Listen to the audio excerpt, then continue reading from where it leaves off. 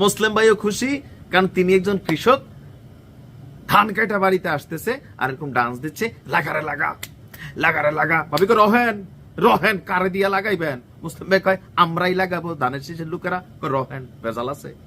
ভিডিওটা শুনেন। ধানের শীষ মার্কা, এই মার্কা শুধু এই মার্কা শুধু আব্দুল্লাহ ভাইয়ের নয়, এই মার্কা মরহুমা শেখ হাসিনার মার্কা। এই মার্কা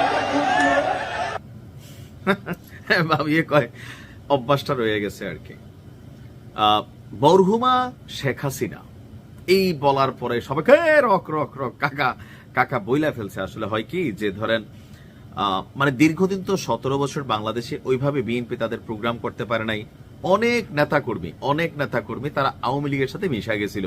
তো মিশতে মিশতে বলতে বলতে অভ্যাস হয়ে গেছে। আর শুধু এই কাকাই বলছে না, ঘটনাটা হচ্ছে মুন্সিগঞ্জ 1 আসনের কারা কারা আছেন ওই এলাকায়।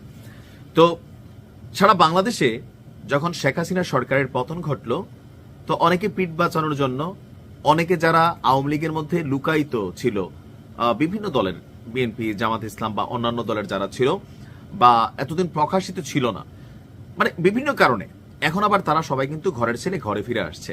তো ওই যে দীর্ঘদিনের প্র্যাকটিস, এই জায়গাতে আইসা এটা কিন্তু তাদের চলে আসতেছে মুখ ফসকায়। যে তিনি বলতে চাইছিলেন, যেহেতু বিএনপির সভানেত্রী বা প্রধান যিনি চেয়ারপারসন আমরা যা বলি, মরহুমা খালেদা জিয়া, তো ওনার নামের জায়গায় তিনি ঠেলার ছুটে বলে ফেলছেন মরহুমা শেখ হাসিনা। এটা আসলে স্লিপ অফ টাং, এর বাইরে কিছুই না। তবে এখানে মুন্সিগঞ্জ 1 আসনে আমি দেখলাম, এটা মুন্সিগঞ্জ 1 আসনেরই সম্ভবত, যদি ভুল হয় মাফ করে দেন, কারণ মুন্সিগঞ্জে 3টা জায়গাতে আমি দেখছি যে এখানে বিএনপির মনোনয়ন পেয়েছেন।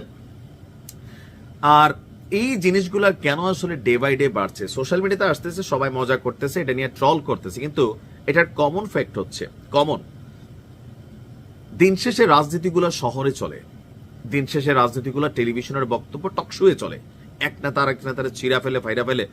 কিন্তু বাস্তবতা হচ্ছে আমাদের রাজনীতির মধ্যে এখনো একটা সম্প্রীতির জায়গা আছে লোকালয় বা গ্রাম অঞ্চলগুলোতে।